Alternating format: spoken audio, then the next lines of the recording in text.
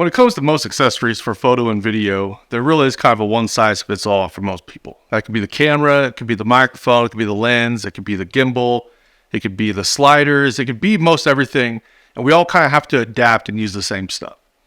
Where there is kind of a handicap, unfortunately, if you have the same problem I did my entire life, and that was growing, you probably have come to realize that a lot of tripods are not really built for the taller people, especially if you're going to be filming yourself doing anything, especially if you're going to do portraits of somebody and actually shoot from a tripod.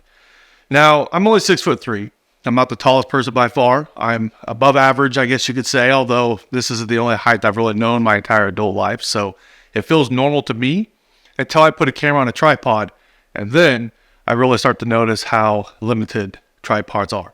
Now, you can buy them at different heights. You can buy some that'll go up into the 60 inches. Very rarely can you find any that go up into the 6 foot and above beyond. Now, there are some solutions to get around that. When you put the head on the tripod, it's going to make your camera a little bit taller. You can put a vertical grip or a battery grip on a camera, and that will raise it up a little bit.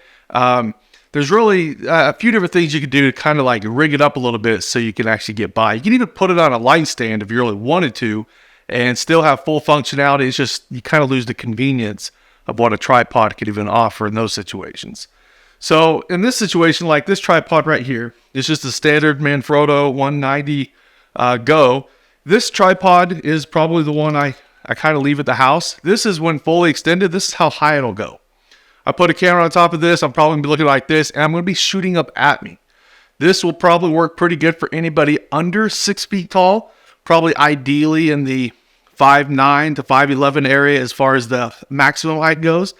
And unfortunately, that just doesn't work. That's actually not going to be something you want to do for anybody normally, shooting up at them when it comes to a headshot or a really flattering portrait. And so, for many years, I just try to figure out ways to do it. I try to bring the legs in closer, maybe set it up on top of something, and usually gain about an inch or two, and you really lose a lot of stability by putting it on top of 3 different blocks. Now, this isn't the shortest tripod by far. It's definitely not the tallest tripod, but it's actually a very average height tripod. And if you didn't have that column that actually extends, this would actually be a lot shorter than actually what it is. And it's a really nice tripod. It's very light. It's carbon fiber. And it's something I actually come to depend on. Usually I'm using it for shooting these types of videos, but I actually decided to go to the Manfrotto 190, which is an aluminum one, and it's actually a little bit taller. Now, even though it is a little bit taller, I'm not really able to shoot very well with it as well if I'm doing some type of a portrait. I have it actually extended a little bit higher than usual, and the way I do that is I come across this thing here. Now, don't ask me how to say this company brand. I could definitely look it up. I'm sure I could probably watch some videos and find a way to hear how people pronounce it, but it's Sirui, so Sirui. I'm not sure who it is, but I'm pretty sure it stands for hero to tall people when it comes to tripods. Because what this little beautiful thing will do, it's a carbon fiber extension that can go on top of a tripod or really anything else. It can even go on top of a light stand if you really wanted to. It actually extends even longer than what you see here. So this is actually about a foot longer. And what's really great about this is it has a 3/8 inch thread on it. So it actually will still be a more sturdy option. And that means it actually goes right into the tripod itself. Now, if you have a tripod where you can actually remove the head on it, you actually have the option of putting this on there. You can't see it yet. I'll go in and just kind of raise it here, right there. Goes on there pretty firm.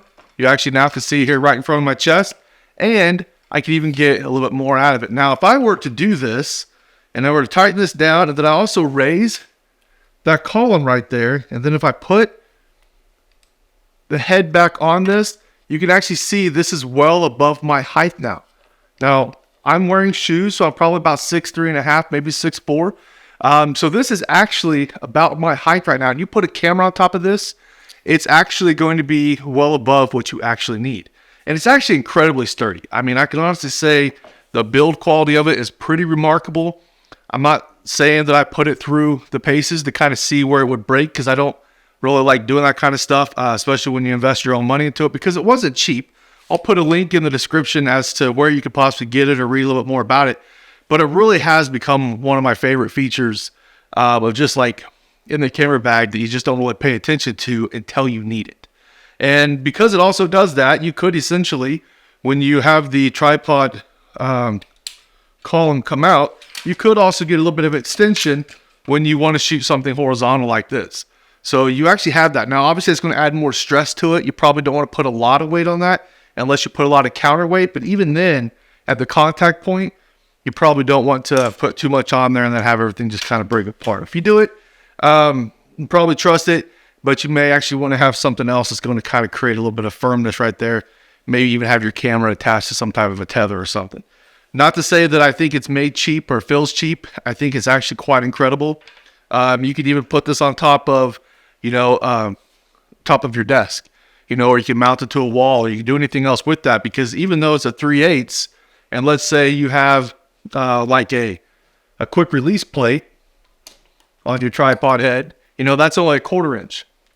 And so what you could do in that situation is you could put the 1/4 to 3/8 inch bushing, and then you could essentially screw it into that. You could even put this on top of a head, and you could even play with some different angles, or actually just do that to be really quick. Because if you just left this attached to this the whole time, boom, put that in there, you're ready to go. You don't have to do a lot of unscrewing or anything. It's just literally release the plate really, really quick. So I just want to take the time. I just want to explain that to people. Maybe you're a content creator, a video or a photographer out there who has a hard time finding tripods that are tall enough for you, especially in the on-the-go type of front.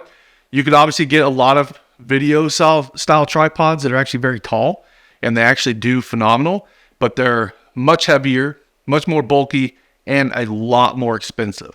I have a couple of video ones I use from Manfrotto as well, and I've spent probably between the two, $1,700 or $1,800, and that's without any type of a fluid head or even the ball mount or anything like that. So if you really want to get an affordable way to extend your tripod, definitely look into that. Check out the description, and that's where you'll find the link. And if you have any questions or want me to do anything else with it, definitely let me know. I'll be more happy to see what I can possibly do.